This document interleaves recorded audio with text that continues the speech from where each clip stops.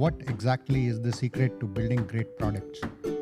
At Venturies Inc., we believe it is a combination of product thinking and a mindset encompassing focus, adaptability, mojo, and engagement that we call the Venturies mindset. Join us on Venturies Stories as we demystify this through conversations with industry leaders. This is the Venturies Stories with your hosts Gaurav and Arjun.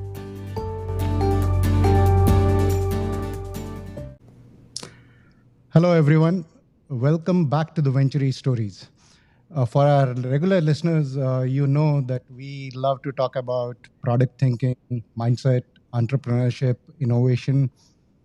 So for today's conversation, we are lucky to be joined by two guests who can probably talk about these things through their practical experiences better than most. So this promises to be an exciting conversation. We are looking forward to it.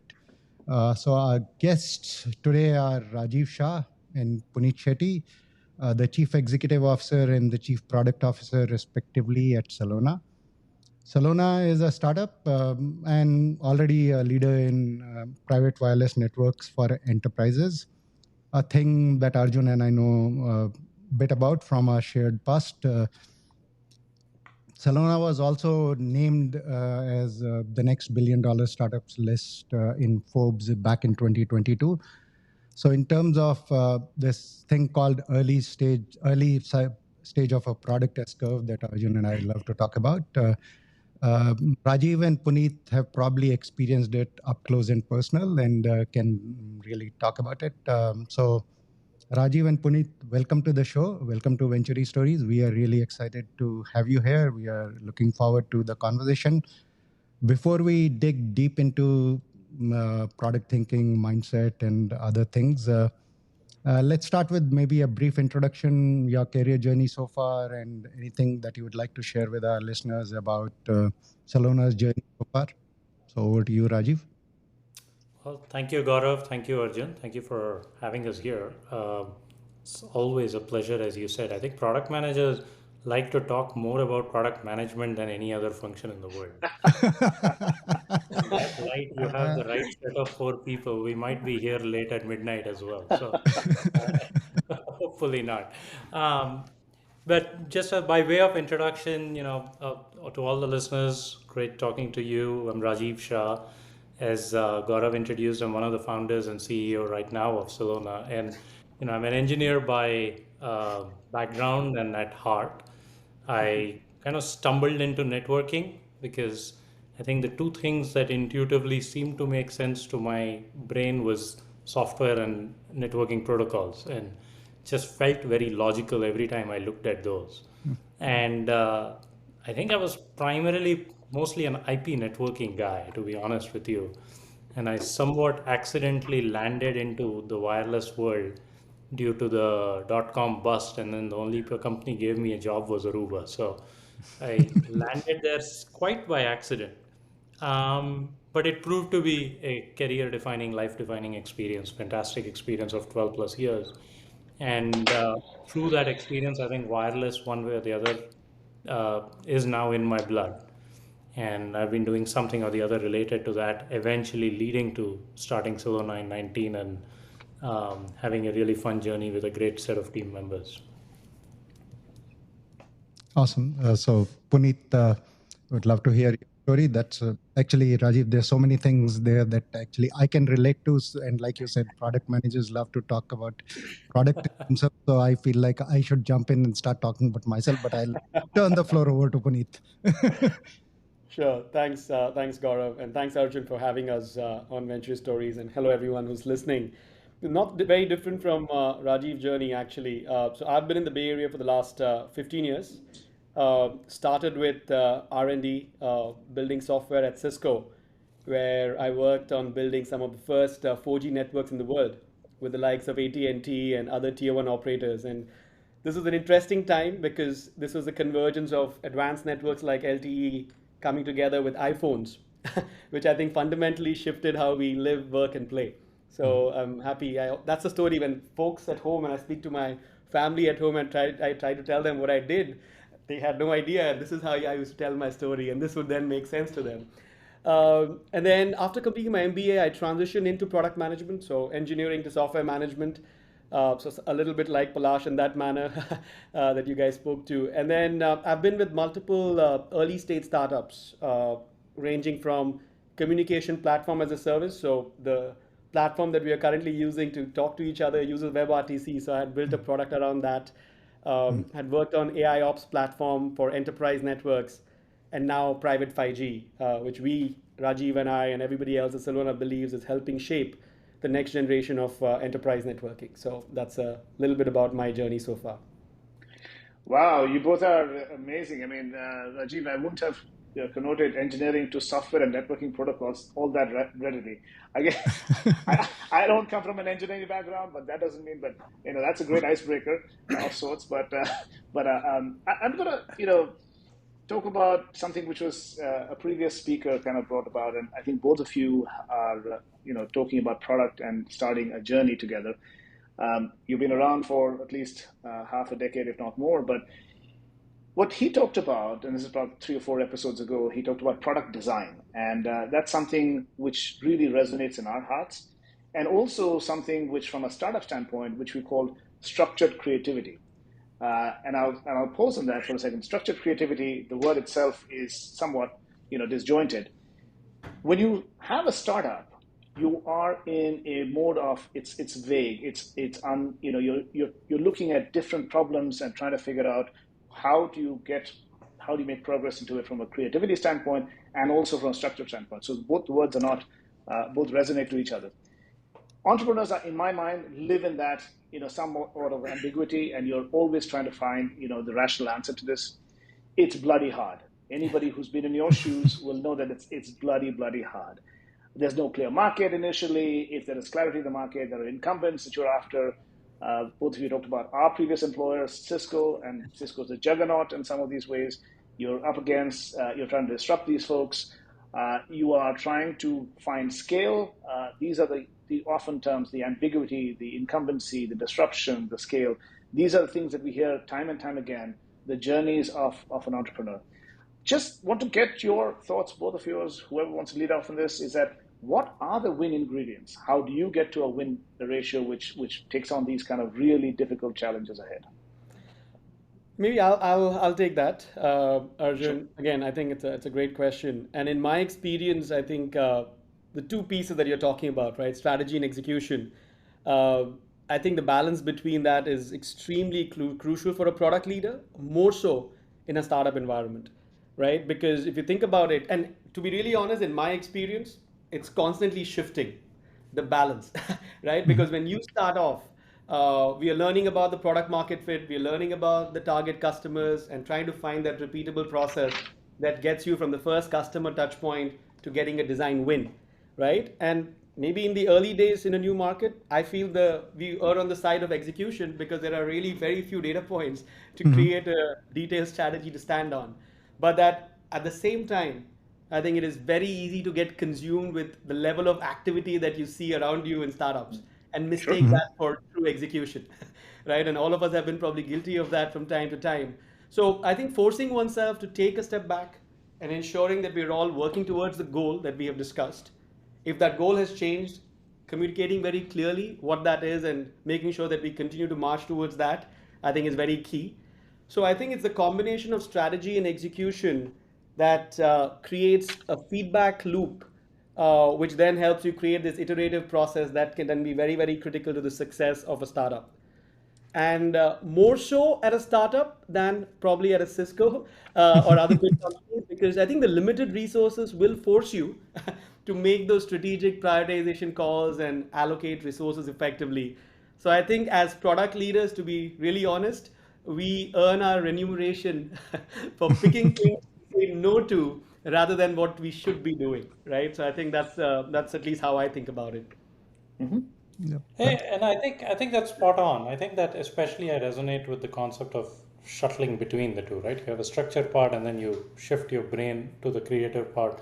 But if you take yourself back to the complete whiteboard of an empty slate phase of a product or a company, um, I think the most critical thing at that point I find is internal conviction. Mm-hmm.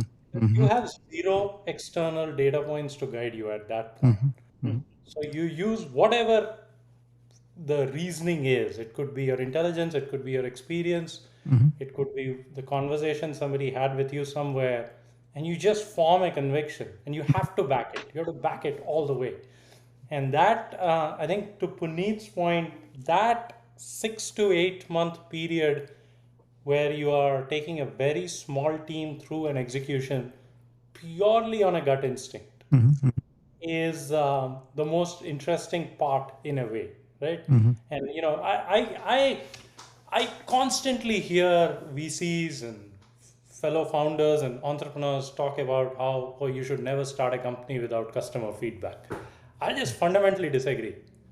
I just think till you don't have anything to show, what are you going to get feedback on? Mm-hmm. Right? I could go and say, hey, if I gave you a slice of bread that was all protein and that was zero carbs and tasted like white bread with infinite butter, and you would get it free of cost, would you like it? Yes, of course. Mm-hmm.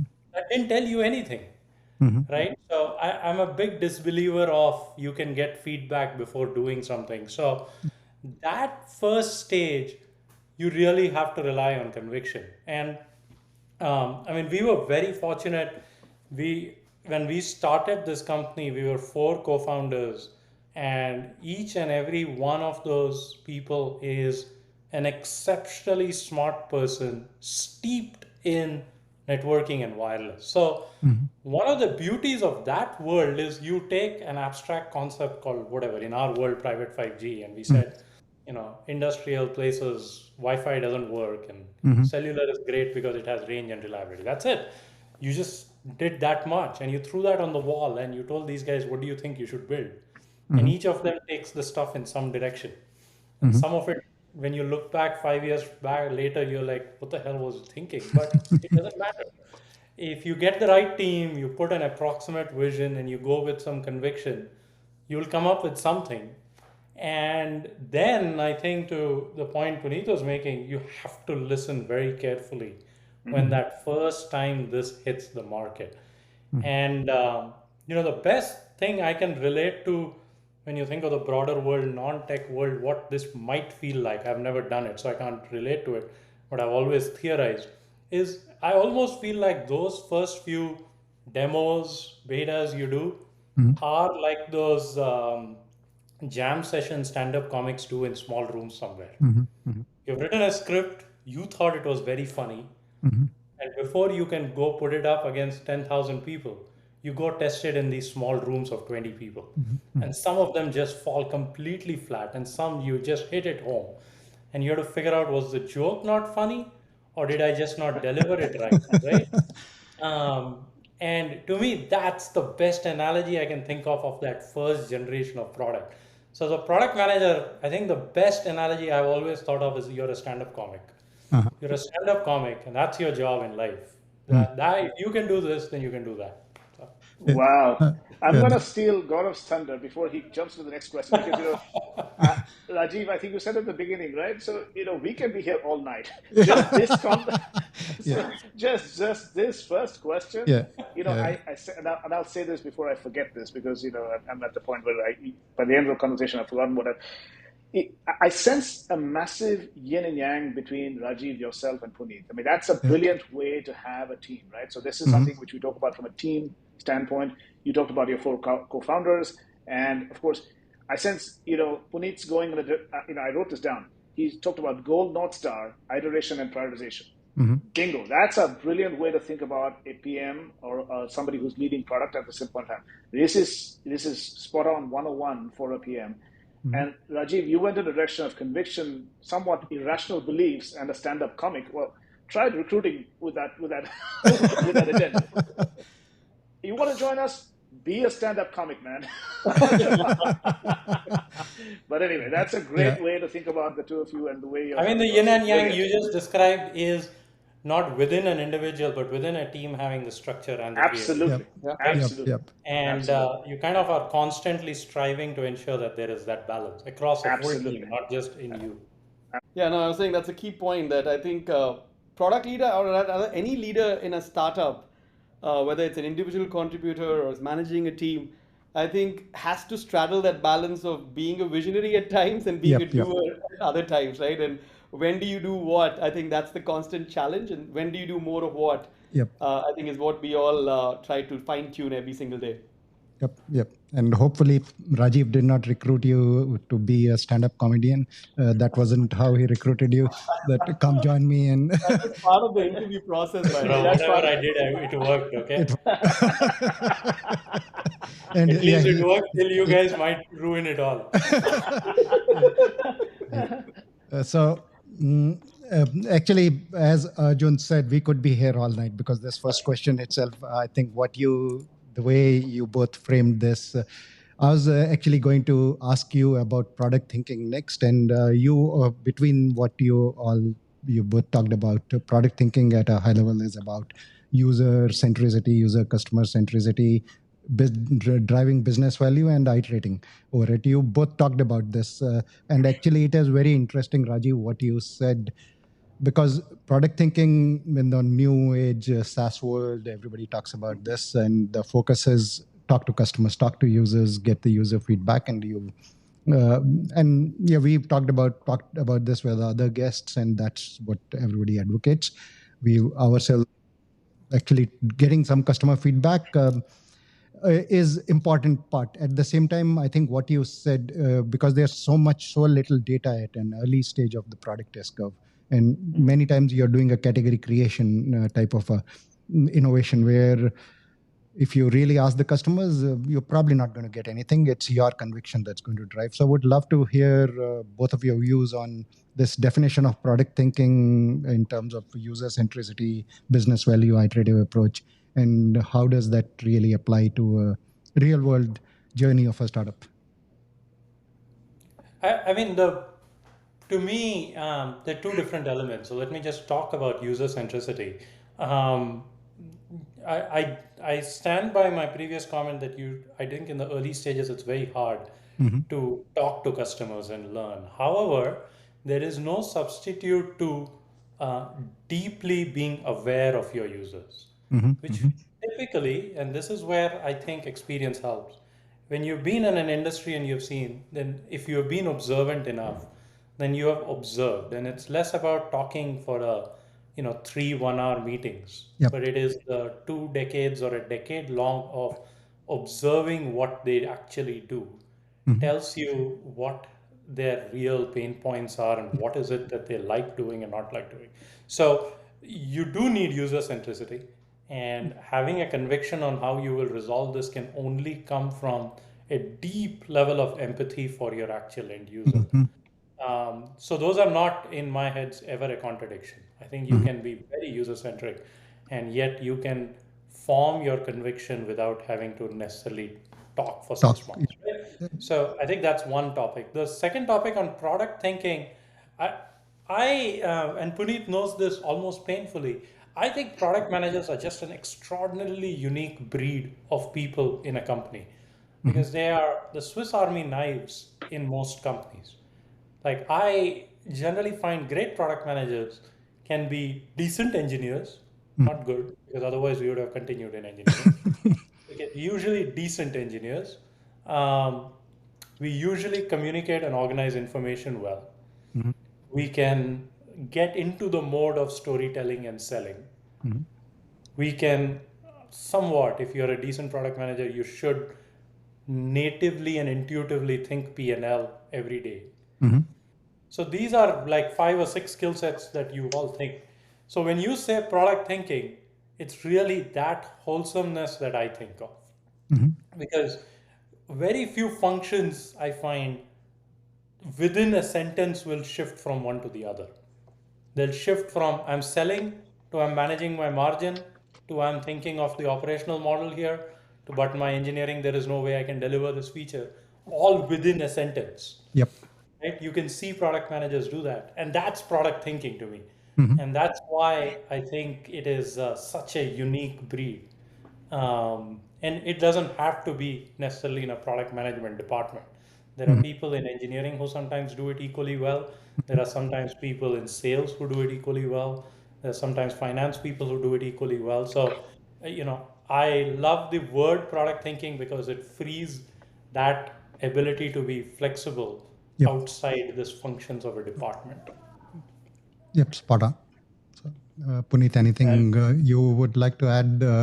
Rajiv, actually, what you said resonates so much. But anything, Puneet, you would like to add? Yeah, no, yeah, I mean, I think from my perspective, thanks, Rajiv. I think I agree with everything that you've said.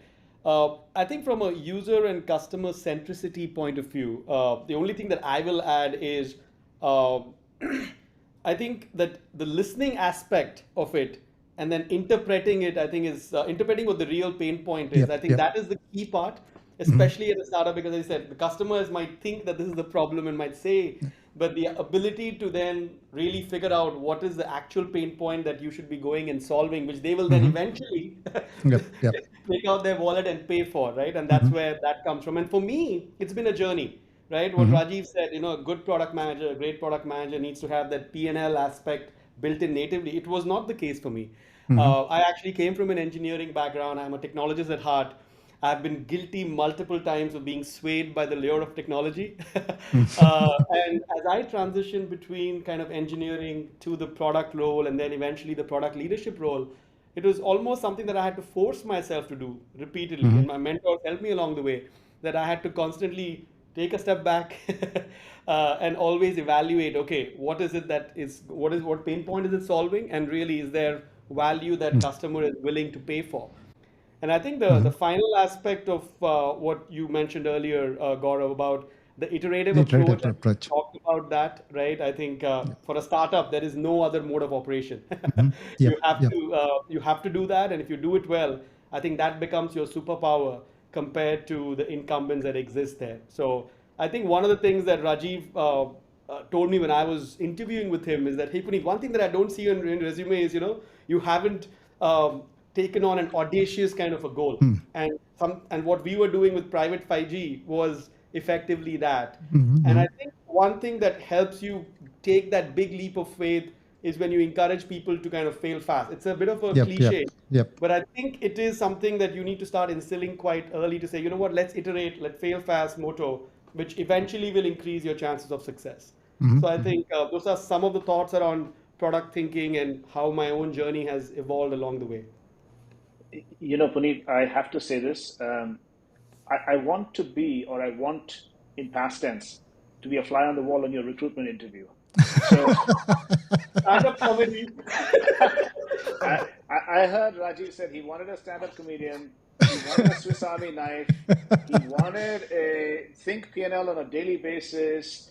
And I don't know. I mean, there's a laundry list of requirements that were there outside the job spec. And I'm going, okay, the person who can fulfill this, that's the and if that person is Puneet, well, I got to meet this By the guy. way, Arjun, you won't be surprised. This was by far the longest open position in the history of Yes, Salona. yes. Mhm. So we won't get to this today, but this is a topic which is close to God in my heart. Is that why is product management easily misunderstood, Mhm. and why is hiring good product leaders so bloody hard? I mean, that's just one of the things that we should talk about. And today is not the day for it because we'll just be here all night. But it is something which is very close to my heart. That the art of building narratives, the art of, you talked about failing fast, you talked about iteration.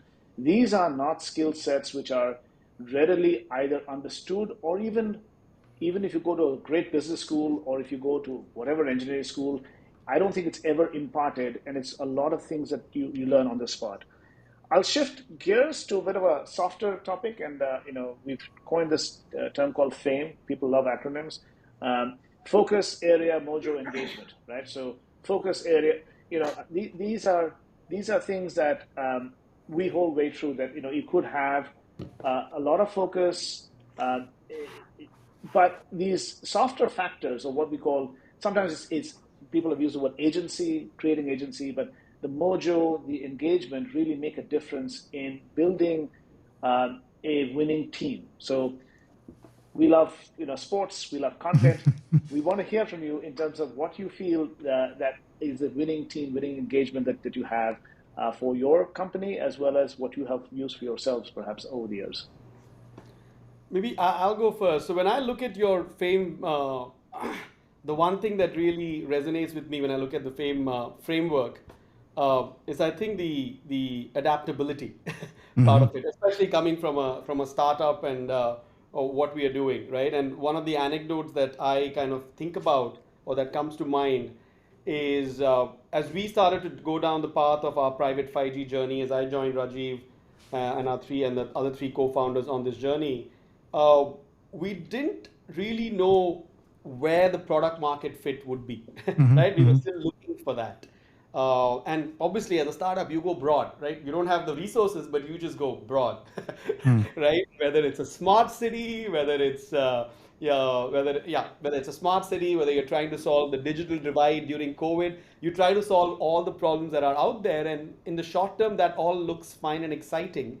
But as we started to kind of come into our second and then more so in the third year, it became very clear that the industrial verticals Yep. is where the market really was, Hmm. right? And where there was a true burning platform. And that required us to actually pivot in a way that we had to hone our sales mindset. What was our qualifying process? Hmm. We also probably had to make some changes in the personnel as to what kind of personnel would we need to actually go after that market.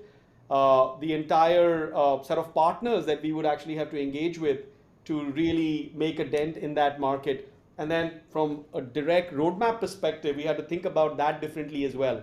So I just feel that's a clear example of how, as a startup, you need to constantly kind of adapt to the data points that you're seeing in the Hmm. market, and actually, in some cases, make wholesale changes to find that true product market fit and then continue to evolve from there.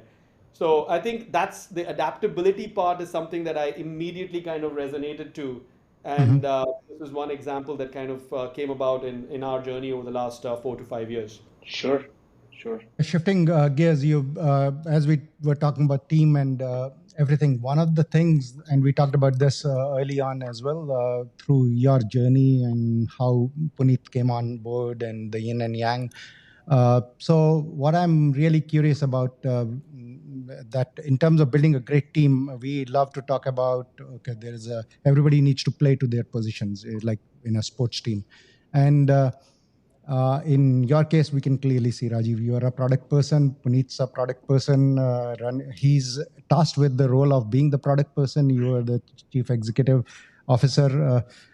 You've got different positions to play, yet you're both product people. So, would love to hear your views on this, as this can be useful for many people who are starting product, where most actually entrepreneurs are product people, in my opinion. So, it would be useful for many people to hear that. So, Okay, I'll uh, go first. yeah. I get this question a lot because this is not my first stint working for a CEO at a startup who is a product person. And I think in both the cases, I think it's once a product person, always a product person. Yep. I don't Yep. think you can ever take that away. And I think it also shows in both the cases where both Rajiv and my previous boss, they took the longest time to actually hire somebody to trust their Hmm. vision and their baby with, right? Do they have opinions? Absolutely, they do. Hmm. But Hmm. my attitude is actually has been not to get bogged down by it. To be real, actually, I have embraced it rather than fight it. Right? I think for me, it has been the greatest learning experience working with both of these gentlemen, and I think I have actually grown with those discussions, with those debates, with those critiques. And I think what you mentioned earlier about yin and yang. I Hmm. think, and again, it might not be the same kind of role. At different times, we end up playing the doer role and the visionary role, and we go back and forth. And I think that helps the overall company as a whole, right? Because we Hmm. could be playing different roles, and both of the roles are equally important to the stage where the stage of the company is. So I think for me, it has been a very positive experience, and having done this twice, I would actually So, advocate for anybody who's kind of stepping into a product leadership role. Rajiv, your side of the story. Look, I think Puneet said it well. Number one, I think 99% of the credit when head of product works in a startup, in most startups, certainly one where the CEO is a product person, goes to the head of product. Okay, so in this case, Puneet, because it is an emotionally taxing job and it requires an extraordinary emotional maturity. And when we were looking, uh, there were obviously a lot of product management skill sets we were looking for. But the core of what I was looking for is that emotional maturity. And so the reality as a founder to an extent and as a CEO, from my perspective at least, I don't know if others feel it that way, is you are you're very transitional in your focus attention. You have it for about a day, a week, and then you move on to something else. And you come back and then you go away. So the amount of disruption you cause, really to every function, but product especially, is very, very high. Okay, that's just every CEO, I hope, internalizes that. We are the most disruptive internal force, for good or bad, one way or the other.